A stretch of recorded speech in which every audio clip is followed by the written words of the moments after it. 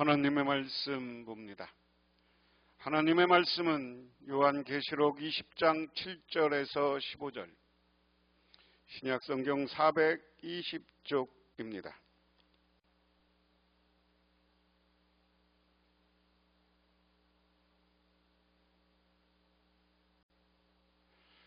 천년이 참에 사탄이 그 옥에서 놓여 나와서 땅의 사방 백성 곧 곡과 마곡을 미혹하고 모아 싸움을 붙이리니 그 수가 바다의 모래 같으리라. 그들이 지면에 널리 퍼져 성도들의 진과 사랑하시는 성을 두르매 하늘에서 불이 내려와서 그들을 태워버리고 또 그들은 미혹하는 마귀가 불과 유황 못에 던져 지니 거기는 그 짐승과 거짓 선지자도 있어 세세토록 밤낮 괴로움을 받으리라. 또 내가 크고 흰 보좌와 그 위에 앉으신 이를 보니 땅과 하늘이 그 앞에서 피하여 간데 없더라. 또 내가 보니 죽은 자들이 큰 자나 작은 자나 그 보좌 앞에 서 있는데 책들이 펴 있고 또 다른 책이 펴졌으며 곧 생명책이라. 죽은 자들이 자기의 행위를 따라 책들에 기록된 대로 심판을 받으니 바다가 그 가운데에서 죽은 자를 내주고 또 각 사망과 음부도 그 가운데서 죽은 자들을 내주매 각 사람이 자기의 행위대로 심판을 받고 사망과 음부도 불못에 던져지니 이것은 둘째 사망 곧 불못이라. 누구든지 생명책에 기록되지 못한 자는 불못에 던져지더라. 아멘. 천년 동안 사탄이 결박당했지만 잠시 놓여 활동합니다. 그러나 하나님과 교회를 대적하는 사탄의 종말은 파멸입니다. 사탄이 악의 세력을 모아 하나님과 성도를 대적하는 마지막 기회를 잡은 듯하지만 하나님의 개입으로 말미암아 특별한 전쟁이 벌어지지 않고 상황은 종료됩니다. 예수님의 재림 이후 백보자 심판이 시행될 것입니다.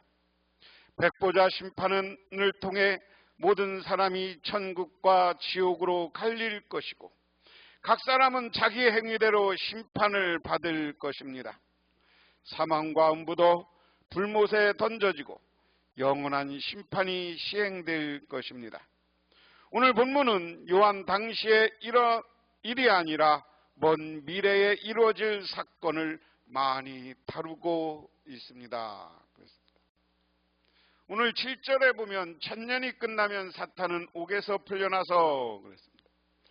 천년이 참에 사탄의 옥에서 놓여라는 표현은 언뜻 사탄이 무수히 많은 부활을 거느리고 다시 힘을 쓸 것이라는 의미로 보입니다.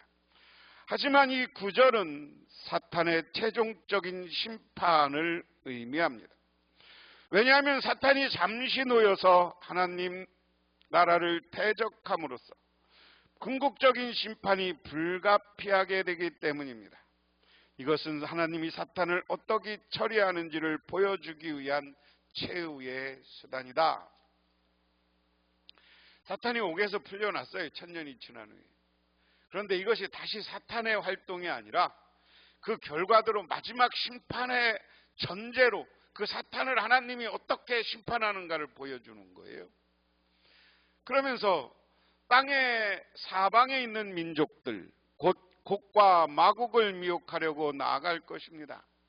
그리고 전쟁을 하려고 그들을 모으는데 그들의 수는 바다의 모래와 같을 것입니다. 그들은 지면으로 올라와서 성도들의 진과 하나님께서 사랑하시는 도시를 둘러쌌습니다. 그러나 하늘에서 불이 내려와서 그들을 삼켜버렸습니다. 그들을 미혹하던 악마도 불과 유황의 바다로 던져졌는데 그것은 그 짐승과 거짓 예언자들이 있는 곳입니다. 거기에서 그들은 영원한 밤낮으로 고통을 당할 것입니다. 사탄을 풀어주니까 사탄이 곡과 마곡을 모아서 싸움을 붙이는 것은 몇몇 전천년주의자들의 대환란 기간에 일어날 미래적 사건으로 설명되어 왔습니다. 물론 그들은 아마겟돈 전쟁을 그렇게 이해했습니다. 이 부분은 감람산 강화 대환란 개념에 대한 오해에서 기원합니다. 요한은 여기서 에스겔 38장 39장의 환상을 인용하는 것 같습니다.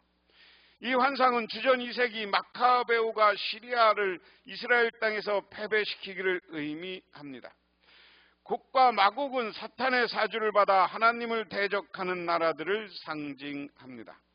하나님은 그분의 심판과 진노로 곡과 그때를 멸망시킬 것입니다. 사랑하시는 성은 예루살렘 성 즉 교회를 상징합니다. 비록 새 예루살렘이 곡과 마곡으로 상징되는 교회의 대적에게 포위되지만 요한은 전쟁이 일어나지 않고 하나님이 즉각적으로 개입하셔서 대적들을 태워버리실 것이라고 설명합니다. 하늘에서 불이 내려 악인을 심판한다는 표현을 이 세상에 종말을 고할 때 불로 망하게 될 것이라는 뜻으로 이해하는 사람이 많습니다. 그러나 이것은 소돔과 고모라에 임한 심판의 이미지를 사용할 때 심판의 격렬함을 암시한 것으로 보아야 합니다.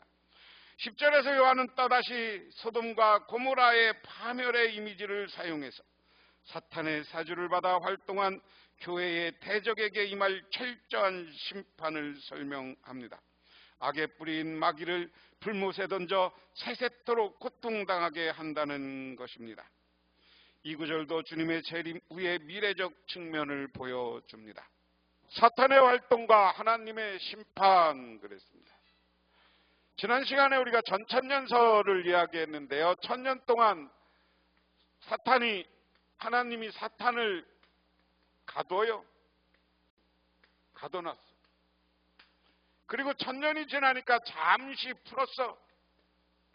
이렇게 풀어주니까 사탄이 자기들 세상인 줄 알고 어떻게 했다는 거예요? 자기를 따르는 무리를 모았어. 무리의 숫자가 많아. 그런데 이게 많은 게 중요한 게 아니다. 이들이 아마겟돈 전쟁을 시작하려고 모았을 때 하나님이 어떻게 했다는 거예요? 하나님이 개입해요.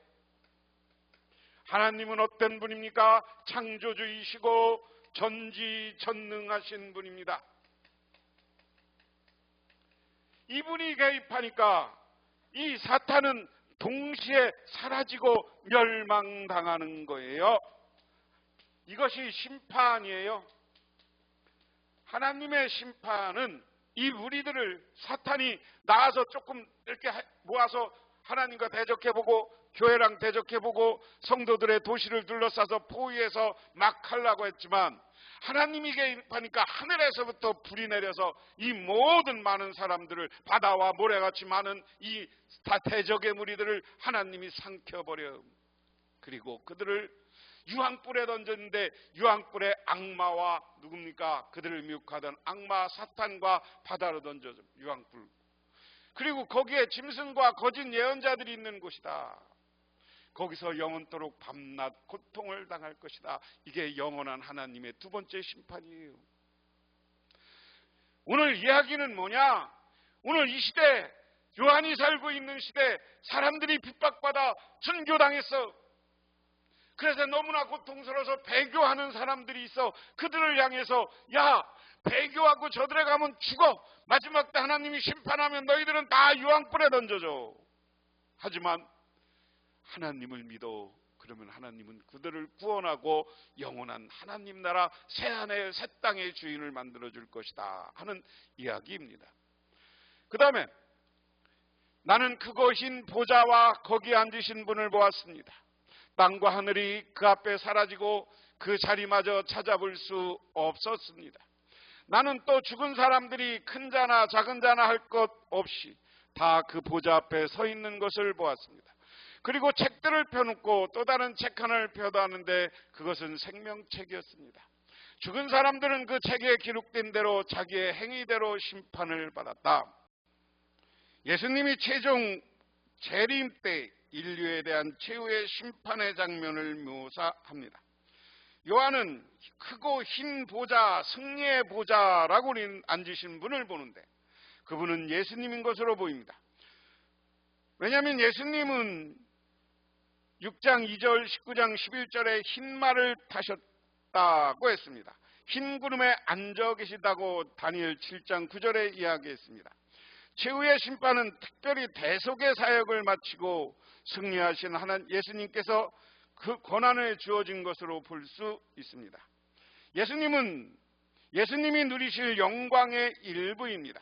심판주이신 예수님의 현존으로부터 땅과 하늘이 피하여 갈 데가 없습니다. 주님 앞에 도망쳐버리듯 떠나버린 땅과 하늘은 주님의 재림의 순간 일순간 변해버리는 이 세상 우주를 의미합니다.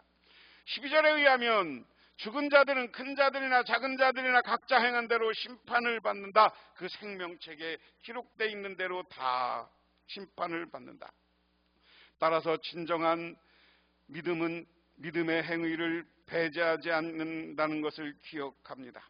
우리가 하나님을 믿고 끝까지 변함없을 때 우리들은 하늘에 상급이 있는 것이고 하나님을 대적한 사람들은 그들에게는 백보자의 심판, 생명책에 기록된 대로 그들은 행위대로 심판을 받아요. 어떤 심판? 바다가 그 속에 있는 죽은 사람들을 내놓고 사망과 지옥도 그 속에 있는 죽은 사람들을 내놓았습니다. 그들은 자기의 행위대로 심판을 받았습니다. 그리고 사망과 지옥이 불바다에 던져졌습니다. 이 불바다가 두 번째 사망입니다. 이 생명책에 기록되어 있지 않은 사람은 누구나 불바다에 던져졌습니다. 바다가 그 가운데서 죽은 자들을 내어준다. 구약 성경에 근거하면 노아 홍수와 홍해에서 죽은 자들은 사악한 자들을 상징합니다. 묵시 사상에 의하면 죽은 자들은 얼마간 유치시키는 장소인 사망과 음부도 그 안에 있는 죽은 자들을 내어놓습니다. 갑자기 하나님은 죽은 자가 거할 만한 공간을 모두 비워버리십니다. 요한계시록에서 바다, 사망, 음부는 죽은 자들을 내어주는 행동은 주체로 의인화되어 나타나기에 죽은 사람을 주관하는 인격적 세력으로 이해할 수 있습니다. 요한은 다시 한번 사람의 행인대로 심판받는다라고 이야기합니다. 14절에서 사망과 음부가 또다시 인격화되어서 생명체에 기록되지 못한 자들은 불못에 던져진다라고 이야기합니다. 오늘 제목을 제가 몸의 부활 그랬습니다. 바다에서 속에서 그리고 사망한 지옥에서 사람들을 다 내놓았다. 우리의 영혼들이 지옥에 가 있고요. 영혼들이 천국에 가 있고 합니다. 바닷속에 우리들이 묻혀져 있고요. 우리가 세상 저 땅속에 묻혀져 육신이 묻혀져 있는데 묻혀진 육신을 바다와 모든 세상에서 내놓는 거예요.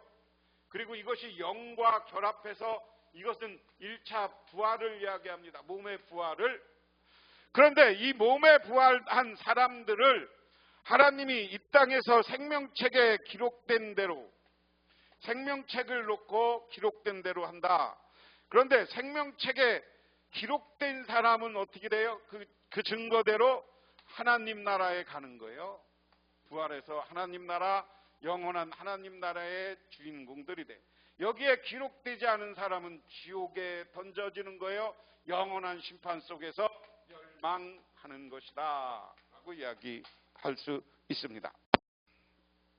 사탄은 옥에서 나와 하나님의 백성들과 최후의 전쟁을 벌이고 영원한 고통의 장소인 불못으로 던져진다 그랬습니다. 만왕의 왕 예수께서 크고 흰 보좌에 앉아서 행위가 기록된 책과 생명책에 기준하여 심판을 내리시며 생명책에 기록되지 못한 자들은 불못에 던져진다 하는 겁니다. 모든 인간은 행위를 따라 심판을 받는 사실을 인식하고 이 땅에서의 삶이 하나님을 기쁘게 하는 선한 행실이 되도록 주의를 기울여야 합니다 하는 겁니다. 우리가 죽은 상태에서 육체는 세상에 묻히거나 그리고 화장돼서 흩어지거나 또한 바닷속으로 가기도 해요. 그런데 이제 마지막 하나님의 심판의 때가 되면 온 세상 바다와 땅과 모든 곳에서 우리를 내어놓는다는 것은 육신이 내어져서 신비하게 결합되는 거예요. 그래서 지옥에 있는 영혼과 우리가 결합되어 사람이 또한 사람은 세상에서 내어놓은 이 육신과 천국에 있는 영혼과 우리가 결합되는 거예요. 이게 육적인 다시의 부활을 이야기합니다. 그래서 생명책에 기록된 사람들은 영원한 하나님 나라에 임하게 되고 하나님 나라에서 예수님을 찬양하며 신령한 삶을 살아 하나님과 함께. 하지만 생명책에 기록되지 않은 사람들은 그 행위대로 책 하나가 더 있는데 그들의 악행들이 기록되어 있는 거예요. 그 행위대로 영원한 지옥불 불못에 던져진다. 그러므로 우리는 몸의 완전한 부활과 하나님의 그 위에 우리 몸에 대한 영원한 심판이 있음을 믿고 지금 이 순간 신앙인답게 바르게 변함없이 굳건한 믿음을 가지고 살아가시기를 바랍니다. 기도하겠습니다. 하나님 아버지 고맙습니다. 하나님의 은혜와 은총을 기억하며 저희들 이 시간 우리의 몸의 부활과 또한 하나님의 심판에 있음을 깨닫고 우리는 영원한 하나님의 생명책에 기록된 그리스도인들의 제자로서 최선을 다해 살아가게 하옵소서. 예수님 이름 받들어 기도드리옵나이다. 아멘.